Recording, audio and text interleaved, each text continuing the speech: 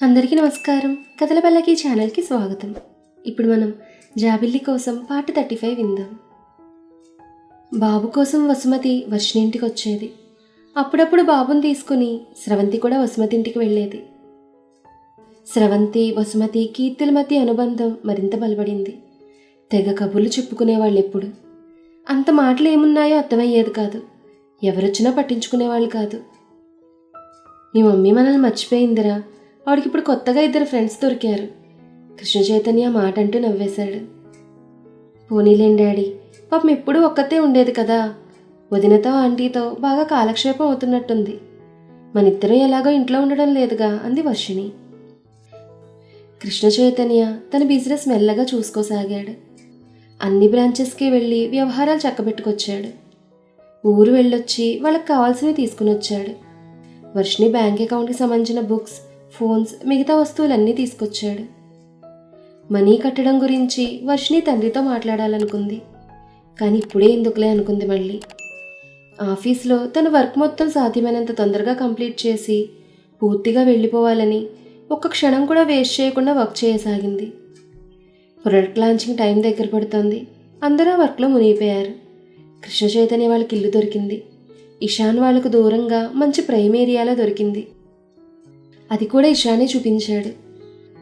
Ishan friend వాళ్ళ father పెద్ద contractor. అతను ఎవరో బిజినెస్ మ్యాన్ కోసం కట్టించాడు ఆ ఇల్లు. కానీ వాళ్ళకి బిజినెస్లో ప్రాబ్లమ్స్ వల్ల ఎవరైనా తీసుకుంటే అమ్మేయమన్నారు. అది తెలిసిన ఇషాన్ కృష్ణ చైతన్య చెప్పాడు. సరే చూద్దామనడంతో ఇషానే స్వయంగా తీసుకువెళ్ళి చూపెట్టాడు. దాదాపు 5 ఎకరాల్లో అతిపెద్ద మ్యాన్షన్, చుట్టూ చెట్లతో పూల మొక్కలతో ఆహ్లాదకరంగా ఉంది. నాకు నచ్చింది ఇషాన్. మీ ఆంటీకి వర్షిణికి నచ్చితే వెంటనే రిజిస్ట్రేషన్ చేసుకుందాం. ముఖ్యంగా నచ్చాల్సింది వర్షిణికి. తన పేరు మీద కొంటాను అన్నారు కృష్ణ చైతన్య. మీ ఇష్టం అంకుల్ అన్నాడు ఇషాన్. అన్నట్టుగానే వర్షిణి స్రవంతికి తీసుకెళ్లి చూపించాడు ఆ ఇల్లు. వాళ్ళిద్దరికీ నచ్చడంతో కొనేశాడు. తన పేరు మీద రిజిస్ట్రేషన్ చేయిస్తుంటే, వద్దు డాడీ, మమ్మీ పేరు మీద చేయించండి అంది వర్షిణి.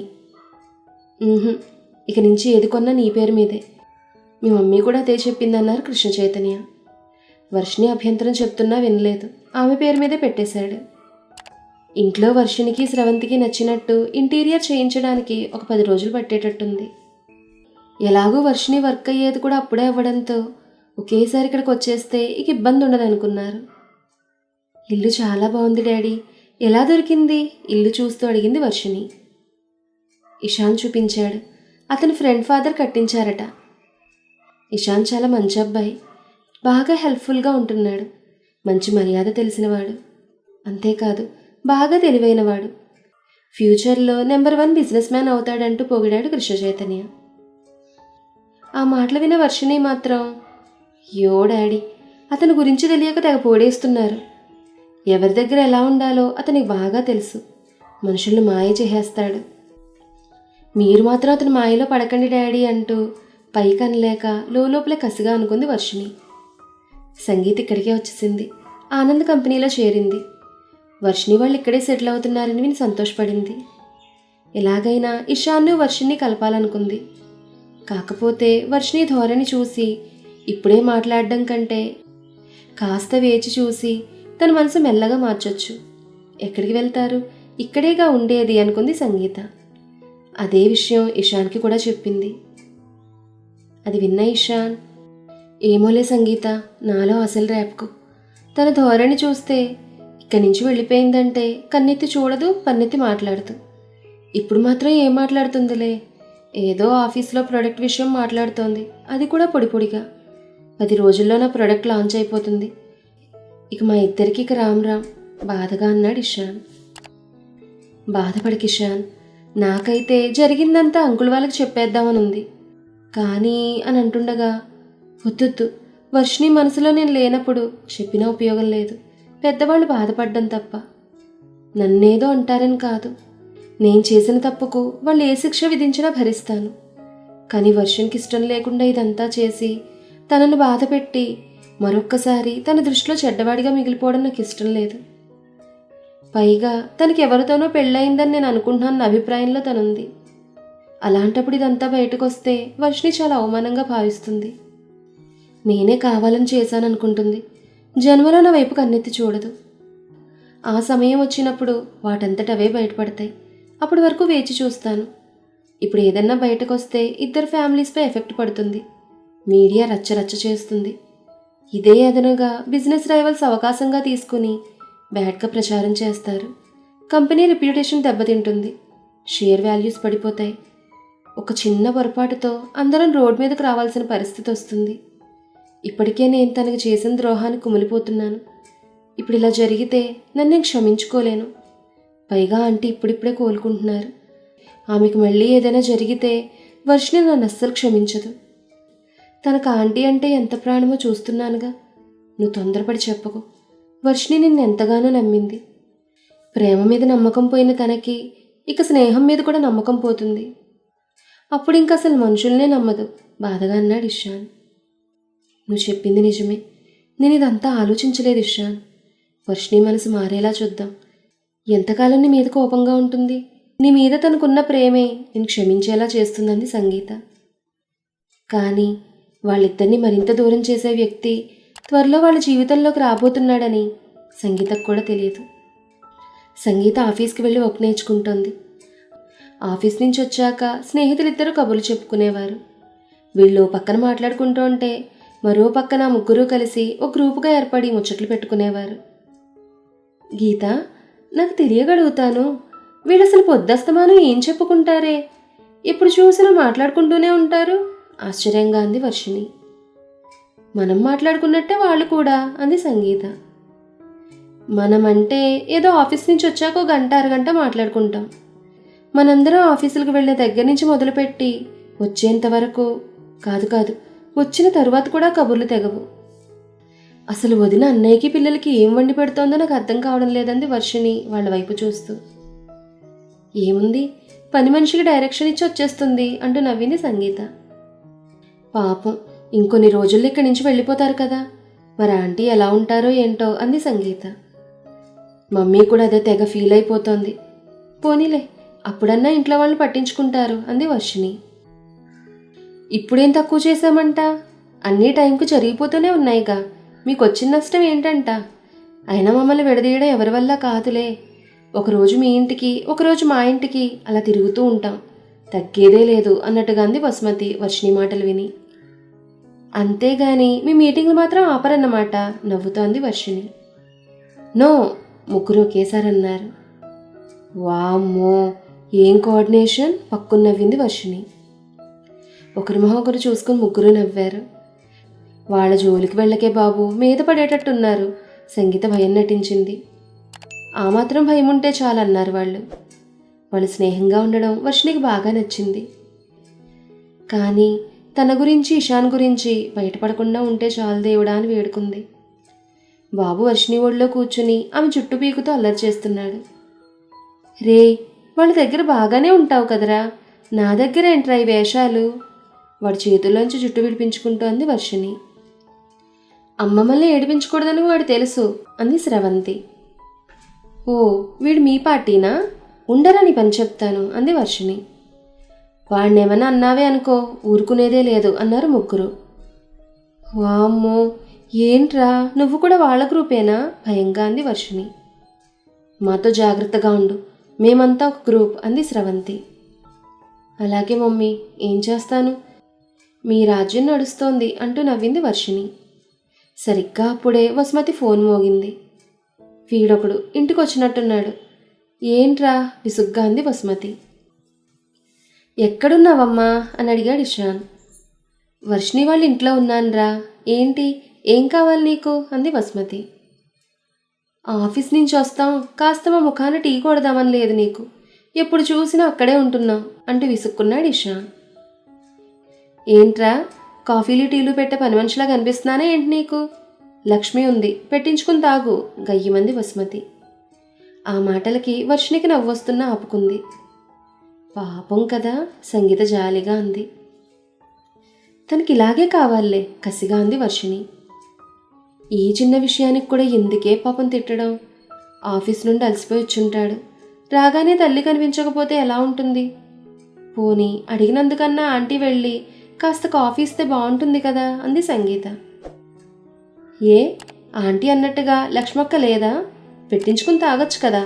ఇంకా చిన్నపిల్లాడా ఏంటి ఆంటీనే ఇవ్వడానికి? పాపం ఆంటీ ఏదో కాలక్షేపంగా వచ్చారు. పొద్దస్తమాను ఒక్కదానికి ఏం తోస్తుంది? మమ్మీ కీర్తి వదిన ఉన్నారు కదా అని ఏదో బాతాకాణి వేస్తోంటే అలా గాడిదలా అరుస్తాడేంటి అంది వర్షిణి. ఇది ఆంటీ మీద ప్రేమ కాదే, నాకు తెలుసు. ఇషాన్ మీద పగ అంటూ మెల్లగా వర్షిణి చెవిలో అంది సంగీత. మమ్మీ వాళ్ళు విన్నారంటే బాగుండదు అంతే మెల్లగా అంది వర్షిణి. ఒక పక్క వర్షిణి వాళ్ళ ఇంటి పనులు కంప్లీట్ కావచ్చాయి. మరో పక్కన న్యూ ప్రొడక్ట్ లాంచింగ్ దగ్గర పడింది. ఆ బిజీలో వర్షిణికి ఇంకే ఆలోచన రాలేదు. వర్షిణి ఇషాన్ దాని గురించి శ్రమిస్తున్నారు. మరో 4 రోజుల్లో ప్రొడక్ట్ లాంచ్. అదైన 2వ రోజు ఇక్కడి నుంచి వెళ్ళిపోవాలని అనుకున్నారు. గృహప్రవేశం చేయాలని, అది కూడా అతి కొద్ది మందిని మాత్రమే పిలవాలని నిర్ణయించుకున్నారు. ఎందుకంటే వర్షిణి గురించి చిలవలు పలవలుగా మాట్లాడుకుంటారు. అనవసరంగా నలుగురు నోళ్లలో నాండం ఎందుకు? వర్షిణి భర్త గురించి ఆరాలు తీస్తారు. ఎందుకొచ్చిన తలనొప్పి? కూతురు బాధపడుతుందని, స్రవంతి వాళ్ళ అన్నయ్యని, మరీ దగ్గర బంధువులు ఒకరిద్దరిని, ఫ్రెండ్ సర్కిల్ని పిలిచాడు కృష్ణ చైతన్య. కీర్తి వాళ్ళకు కూడా వాళ్ళ ఇంటికి స్వయంగా వెళ్ళి చైతన్య ఇన్విటేషన్ ఇచ్చాడు. అంకుల్, మీరు స్వయంగా వచ్చి చెప్పాలా? మేము వస్తాం అన్నారు భార్యాభర్తలు ఇద్దరు. పర్వాలేదు, మీరందరూ తప్పకుండా రండి. సంగీతను పిల్లలను కూడా తీసుకుని రండి అన్నాడు. అలాగే అంకుల్ అంది కీర్తి. పైకొచ్చి ఇన్విటేషన్ కార్డు తీసుకుంటూ, వెళ్దామా స్రవంతి? బంగారం నువ్వు కూడా రా అన్నారు కృష్ణ చైతన్య. ఎక్కడికి డాడీ? ఆశ్చర్యంగా అంది వర్షిణి. అదే సంతోష్ గారు వాళ్ళని పిలవాలి కదా అన్నారు కృష్ణ చైతన్య. మీరు వెళ్ళండి డాడీ, నేనెందుకు అంది. అరే నీ వల్లే కదమ్మా పరిచయం. రారా, మన ఫ్యామిలీ వెళ్ళి వాళ్ళ ఫ్యామిలీని పిలుద్దాం, బాగుంటుంది రా అంటూ బలవంతం చేయడంతో వర్షిణి కూడా వెళ్ళింది. కుటుంబ సమేతంగా వస్తున్న వాళ్ళని చూసి ఆశ్చర్యంగా ఆహ్వానించింది వసుమతి. సంతోష్ గారిని పిలువమ్మా, సోఫాలో కూర్చుంటూ అన్నారు కృష్ణ చైతన్య. సరిగ్గా అప్పుడే ఇషాన్ కూడా తన రూమ్లో నుండి కిందకొచ్చాడు. ఏంటి ఇలా వచ్చారు? వాళ్ళ ముగ్గురిని చూస్తూ ఆశ్చర్యంగా అన్నాడు. ఏం లేదు ఇషాన్, గృహప్రవేశాన్ని పిలుద్దామని వచ్చామన్నాడు కృష్ణ చైతన్య. పనులన్నీ అయిపోయాయి అంకుల్? ఏదైనా ఉంటే చెప్పండి, చేస్తాను అన్నాడు ఇషాన్. పనేం లేదు ఇషాన్, క్యాటరింగ్ వాళ్ళకి ఇచ్చేసాం. ఆఫీస్ వాళ్ళు కూడా ఉన్నారు కదా, మేనేజర్ వాళ్ళంతా చూసుకుంటున్నారులే. ఇంతలో సంతోష్ వచ్చాడు. పలకరింపులయ్యాయి. కృష్ణ చైతన్య స్రవంతి వాళ్ళకు కార్డు ఇచ్చారు. మీరిద్దరూ తప్పకుండా రావాలి. ఇషాన్ నువ్వు కూడా అన్నారు కృష్ణ చైతన్య. మీరు పిలిచినా పిలవకపోయినా మేము వస్తాం నవ్వుతూ అంది వసుమతి. మా ఇంటి ఆడబడుచుగా మిమ్మల్ని భావిస్తున్నాను. మీరొచ్చి మా రవళితో పాటుగా పాలు పొంగించాలి అన్నారు కృష్ణ చైతన్య. ఆయన అలా అనగానే వసుమతి వాళ్ళు ఆశ్చర్యపోయారు. ఏంటలా చూస్తున్నారు? మిమ్మల్ని నా అక్కగా భావిస్తున్నాను. నాకున్నది మా చెల్లొక్కతే, తను అమెరికాలో ఉంటుంది, పెద్దగా రాదు. నాకు మా బావమరిది రణధీర్ తప్ప అయిన వాళ్ళంటూ పెద్దగా ఎవ్వరూ లేరు. అందుకే మిమ్మల్ని మా అక్కగా భావిస్తున్నాను. మా గృహప్రవేశం మీ చేతుల మీదుగా జరగాలని నా కోరిక. మీకంటే మా మంచి కోరుకునే వాళ్ళు ఎవ్వరూ లేరు. మిమ్మల్ని ఇబ్బంది పెడితే క్షమించండి అన్నాడు కృష్ణ చైతన్య. అయ్యో అదేం లేదు, నువ్వింత ఆత్మీయంగా అక్క అని పిలుస్తుంటే నేనెందుకు కాదంటాను? పైగా నాకు తమ్ముళ్ళు లేరు. అభిమానంగా పిలిచి అగ్రతాంబూలం ఇస్తానంటే ఎందుకు రాను? నవ్వుతూ అంది వసుమతి. థ్యాంక్స్ అక్క, సంతోషంగా అన్నాడు కృష్ణ చైతన్య. ఇదంతా చూస్తున్న వర్షిణి, తల్లే అనుకుంటే తండ్రి కూడా దగ్గరైపోతున్నాడు, పైగా వరుసలు కలిపేస్తున్నాడు. ఓ గాడ్, ఏంటయ్యా ఇది అనుకుంది వర్షిణి తన మనసులో. ఇదంతా చూసిన సంతోష్, ఇక మా వసుని పట్టుకోలేం, తమ్ముడు దొరికాడు, మేమిక కంటికి ఆనమేమో సంతోష్ సరదాగా అన్నాడు. ఆ మాటకు అందరూ నవ్వారు. ఇక నుండి జాగ్రత్తగా ఉండండి, నన్ను ఏదైనా అంటే మా తమ్ముడికి చెప్తాను బెదిరింపుగా అంది వసుమతి. నిన్ననే ఛాన్స్ నాకెక్కడిచ్చావే? పెళ్ళైన దగ్గర నుండి నీదే కదా పెత్తనం. ఇంట్లో నువ్వు ఆర్డర్స్ పాస్ చేస్తే నేను పాటిస్తాను, ఇంకా నిన్ననే ధైర్యం నాకెక్కడది అన్నారు సంతోష్. ఆయన మాటలకు అందరూ పెద్దగా నవ్వేశారు. తమ్ముడు, ఈయన మాటలు నమ్మకండి, అన్నీ అబద్ధాలు చెప్తున్నారంది. ఓయ్, నేను చెప్పినవన్నీ నిజాలు, కావాలంటే ఇషాన్ని అడగండి అన్నాడు సంతోష్. హేరా ఇషాన్, నేను మీ డాడీని అంత రూలింగ్ చేస్తున్నానా అంది వసుమతి. ఇందులో నన్ను ఇన్వాల్వ్ చేయకండి వసుగారు. ఇషాన్ చేతులు జోడించాడు. రే, ఈసారి మమ్మీ అది ఇది అంటూ నా దగ్గరకు వస్తావుగా, అప్పుడు చెప్తాను నీ పని అంది వసుమతి. అప్పుడు చూసుకుందాంలే మాత, కానీ ఇప్పుడు ఏం చెప్పినా ఇద్దరూ కలిసి నన్ను రోస్ట్ చేస్తారు నవ్వుతూ అన్నాడు ఇషాన్. ఇషాన్ మాటలకు అందరూ నవ్వారు. చూసావా తమ్ముడు, ఈ తండ్రి కొడుకులు ఇద్దరు నన్ను ఎలా మాట్లాడుతున్నారో అంది వసుమతి. వాళ్ళు చెప్పినంత మాత్రాన్ని మేము నమ్ముతామా ఏంటి అన్నాడు కృష్ణ చైతన్య. ఈ లోకంలో మంచితనానికి చోట్లేదు, సంతోష్ బాధ నటిస్తూ అన్నాడు. కాసేపు సరదాగా అందరూ నవ్వుకున్నారు. అవును, మా మమ్మీకి మీరు తమ్ముడైతే నాకేమవుతారు సడన్గా అడిగాడు ఇషాన్. మావయ్యనవుతాను అన్నాడు కృష్ణ చైతన్య. మరి నేను మీకు ఓరగా వర్షిణి వైపు చూస్తూ అన్నాడు ఇషాన్. అల్లుడు అవుతావు అన్నారు ఆయన. ఆ మాటతో వర్షిణి ముఖం ఎర్రబడింది. థ్యాంక్ యూ మావయ్య అన్నాడు ఇషాన్. ఆ మాటతో అతని వైపు కోపంగా చూసింది వర్షిణి. ఆమెను కవ్వించాలని మావయ్య, ఓ మావయ్య అంటూ పదే పదే పిలిచాడు ఇషాన్. కృష్ణ చైతన్యతో సహా మిగతా వాళ్ళు నవ్వితే వర్షిణి ముఖం ఎర్రగా కందిపోయింది. మీరు ముందే పరిచయం అయితే ఎంత బాగుండేది మావయ్య, వర్షిణి కొంటెగా చూస్తూ అన్నాడు ఇషాన్. దాంతో అసలే ఎర్రబడ్డ వర్షిణి ముఖం మరింత కందిపోయింది. ఎందుకు ఇషాన్ అన్నారు కృష్ణ చైతన్య. అంటే ముందు నుంచి తెలుసుంటే మన బంధం మరింత ముందుకు వెళ్ళేది కదా అన్నాడు ఇషాన్. ఆ మాటలో వర్షిణికి అర్థమై కోపంగా చూసింది, కానీ ఇషాన్ అస్సలు పట్టించుకోలేదు. ఇప్పుడైతే ఏమైంది ఇషాన్, బంధాలు నిలుపుకోవాలన్నా పోగొట్టుకోవాలన్నా మన చేతుల్లోనే ఉంది. ప్రేమ, అభిమానం, ఒకరి పట్ల ఒకరికి నమ్మకం, పరస్పర గౌరవం, అవగాహన ఉంటే ఏ బంధమైనా నిలుస్తుంది. అవి లేని నాడు ఏ బంధం నిలవదన్నాడు కృష్ణ చైతన్య. ఈసారి ఇషాన్ ముఖంలో రంగులు మారాయి. అవి ఇతనికి తెలిస్తే కదా డాడీ, బాధగా అనుకుంది వర్షిణి. మీరు చెప్పింది నిజం మావయ్య, ఉన్నప్పుడు తెలియదు, పోగొట్టుకున్న తర్వాతే దాని విలువ తెలిసేది. ఒకసారి పోగొట్టుకున్న తర్వాత మళ్ళీ మనకు దొరకదు కదా మావయ్య, బాధను దాస్తూ అన్నాడు ఇషాన్. అవును ఇషాన్, అందుకే వాటిని జాగ్రత్తగా కాపాడుకోవాలి. పోగొట్టుకున్న తర్వాత బాధపడితే ఏం లాభం అన్నారు కృష్ణ చైతన్య. తెలిసి తెలియక తప్పు చేస్తే ఆ తప్పు క్షమాపణ లేదా మావయ్య అని అడిగాడు ఇషాన్. అది అవతల వాళ్ళని బట్టి, ఆ తప్పును బట్టి ఉంటుంది. మనకి నిజంగా బంధాన్ని నిలుపుకోవాలనుంటే వాళ్ళ పట్ల మనకి ఎంత ప్రేమ ఉందో ఆ వ్యక్తికి తెలియచేయాలి. ఆ తప్పు మళ్ళీ చేయనని నమ్మకం కలిగించాలి. ఓపికగా ఎదురు చూడాలి. మనస్ఫూర్తిగా నిజాయితీగా ప్రయత్నిస్తే ఆ బంధం తిరిగి మన దగ్గరకు వస్తుంది. అవును, ఇంతకి ఇలా అడుగుతున్నావు, ఎవరైనా దూరం చేసుకున్నావా ఏంటి అని అడిగారు కృష్ణ చైతన్య. ఆ మాటతో వర్షిణి, ఇషాన్ ఇద్దరూ అదిరిపోయారు. వర్షిణి నుదుటిని చెమటలు పట్టాయి. డాడీ మాటలు వింటే తెలిసిపోయినట్టే ఉంది. గుండె జారిపోయి భయం భయంగా తండ్రి వైపు చూసింది వర్షిణి. ఆయన కూడా ఇషాన్ వైపు చూస్తున్నాడు. హాయ్ అండి, చాలామంది 2 పార్ట్స్ పెట్టమని అడుగుతున్నారు, అలాగే టైం పెంచమని అడుగుతున్నారు. మనం చెప్పుకుని వెళ్ళిపోయినంత ఈజీ కాదు కదండి, రైటర్ గారు రాయాలి కదా. ఈ స్టోరీ రైటర్ గారు ప్రస్తుతం రాస్తున్నారు. వారికి రాయడానికి సమయం సరిపోతుందో లేదో కూడా మనం అర్థం చేసుకోవాలి కదా. మనం వారి సమయాన్ని, వారి అనుకూలతను కూడా దృష్టిలో పెట్టుకోవాలి కదా. నేను మీ కామెంట్స్కి రిప్లై ఇవ్వడం లేదనుకోకండి, నాకు టైం కుదరక ఇవ్వలేకపోతున్నాను అంతే. అందుకే మీరు ఇచ్చిన కామెంట్లన్నీ దృష్టిలో పెట్టుకుని ఈ వీడియోలో వివరణ ఇవ్వడం జరిగింది. అర్థం చేసుకుంటారు కదా. సరే, ఈ కథ మీకు నచ్చితే లైక్ చేయండి, షేర్ చేయండి, కామెంట్ చేయండి. అలాగే మన కథల పల్లకి ఛానల్ని సబ్స్క్రైబ్ చేసుకొని పక్కనే ఉన్న బెల్ ఐకాన్ని క్లిక్ చేయడం మాత్రం మర్చిపోకండి. ధన్యవాదాలు.